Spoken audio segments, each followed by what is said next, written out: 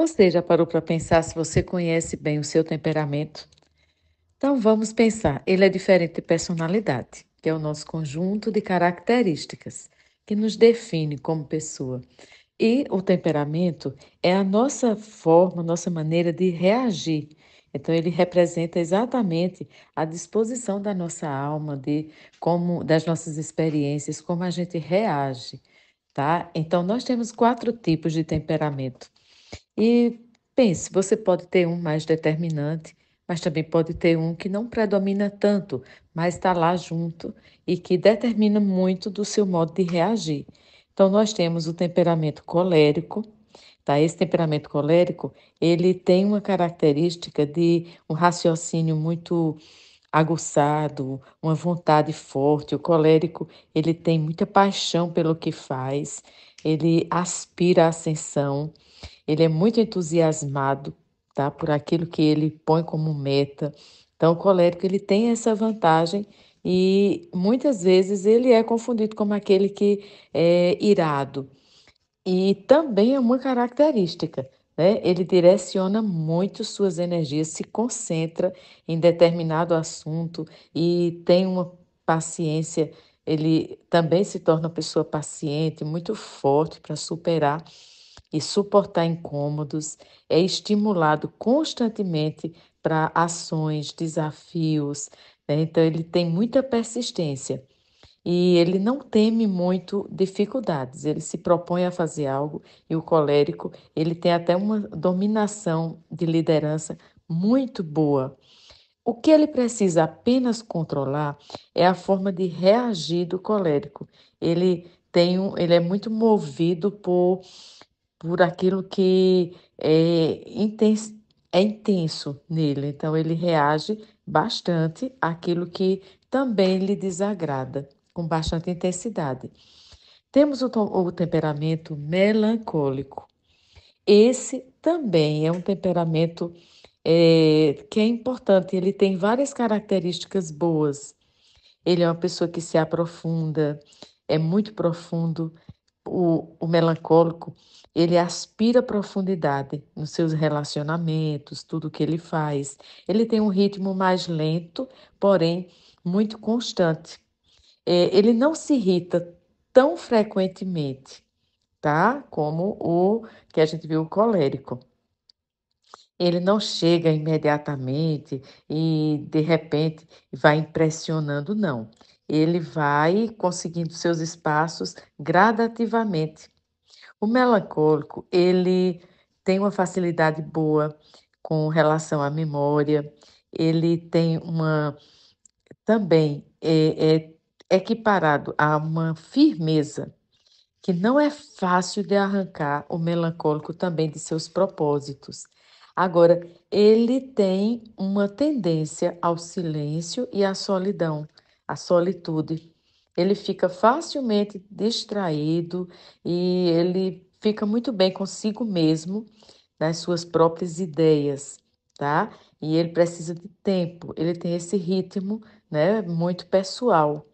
Então, de repente, a gente poderia dizer que tem características do melancólico excelentes, como ele é muito piedoso, uma pessoa que tem compaixão pelo outro, age com firmeza, reflete bastante, tá? É também uma pessoa que tem uma virtude de se ocupar com trabalhos e é assíduo, muito frequente, organizado também.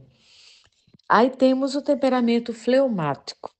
O fleumático, ele é aquele temperamento que tem uma reação que, vamos dizer, no ambiente, ele pode ficar um bom tempo sem conversar com ninguém e não se sentir mal. Pelo contrário, ele até se sente satisfeito, um pouco parecido ali com o que a gente viu, que é o melancólico. No caso do fleumático, o fleumático ele não sente a necessidade de estar entre muitas pessoas, mas, no entanto, ele tem uma necessidade de chamar atenção para a sua presença de um modo diferente, tá? É interessante, ele tem o envolvimento, ele se concentra naquilo que faz, mas é muito, muito introspectivo, tá? mas envolve pessoas, apesar disso. Reflexivo, persistente também. Então, são temperamentos muito bons para se lidar. Dentro de um ambiente, é muito comum você ver que o melancólico ele vai precisar um pouco mais, assim como o fleumático, que de alcançar o seu espaço. Então é importante às vezes sacudi-lo um pouquinho, sabe, de sua inércia, de sua reflexão, empurrando um pouquinho ele para suas metas. O coração às vezes dele parece meio apático, então é interessante que existe alguém ajudando nesse sentido, tá? A despertar, a dominar mais suas paixões e dispersões.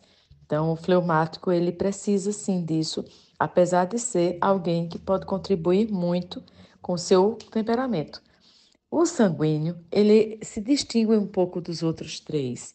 Ele é aquele que faz sacrifícios desinteressadamente, tem uma riqueza afetiva grande, age muito, foca muito para amizades e se entrega com muita intensidade. Ele tem um bom coração para cativar os outros e tê-los em torno de si mesmo. Então, ele é aquele que está presente, ele também tem essa presença muito notada. A característica é essa do sanguíneo, sabe que ele envolve e é afável, prestativo, alegre, simpático, tem a característica de chegando no local, ele precisa eh, interagir, é uma necessidade desse temperamento. O sanguíneo precisa, assim como os outros, apenas também desenvolver mais a sua necessidade de autoestima, não depender de elogios, porque ele precisa muito dessa coisa, ele exige um pouco mais de dedicação, ele é alguém que direciona-se muito para essa necessidade do fora de si, entende? Então, ele precisa seguir essa tendência de ser reconhecido. E isso, para o sanguíneo, é ruim porque coloca ele para cima ou para baixo. Então, a gente vai observar que o sanguíneo, ele vive de uma forma que a reação do outro mexe muito com suas reações internas, tá? Ele depende muito desse feedback do outro. Então, o que que a gente vai concluir, né? Que não há ninguém que tenha um temperamento puro. A gente vai ter um pouquinho de cada um, embora um seja mais predominante. Ninguém tem um único temperamento, tá? Então, se você percebeu, existem muitas semelhanças entre eles. E a realidade e mais complexa do que todas as categorias que a gente pôde ver aqui é que somos constituídos dos quatro elementos, tá? Até se vê muito assim como é associado a elementos da própria natureza. Temos temperamentos mistos.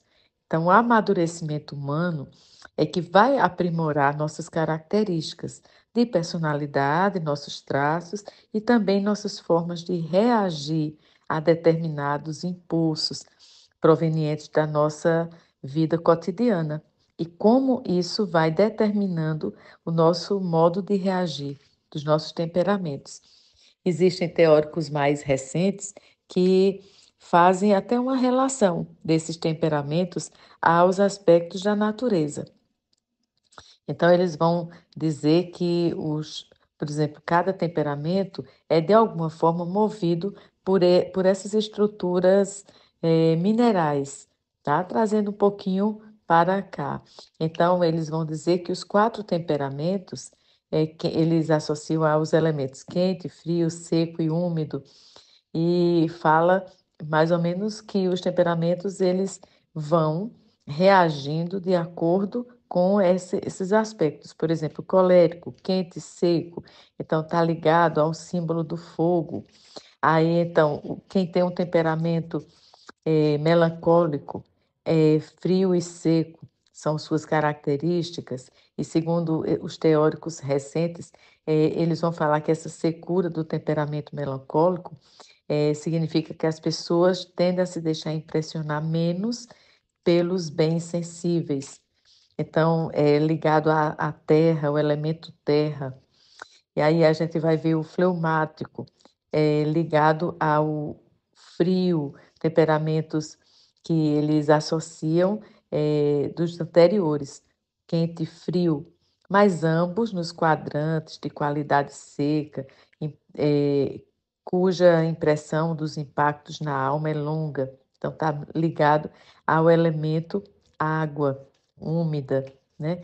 E aí eles vão falar que o sanguíneo está, de alguma forma, nesse contexto aí, ligado ao ar, que faz com que a vida aconteça. Então, predomina o símbolo do ar nos elementos naturais que eles falam, porque envolve, o ar está presente em todos os lugares e a presença do sanguíneo é facilmente notada e a sua característica envolvente faz dele alguém geralmente afável e prestativo, assim como o ar.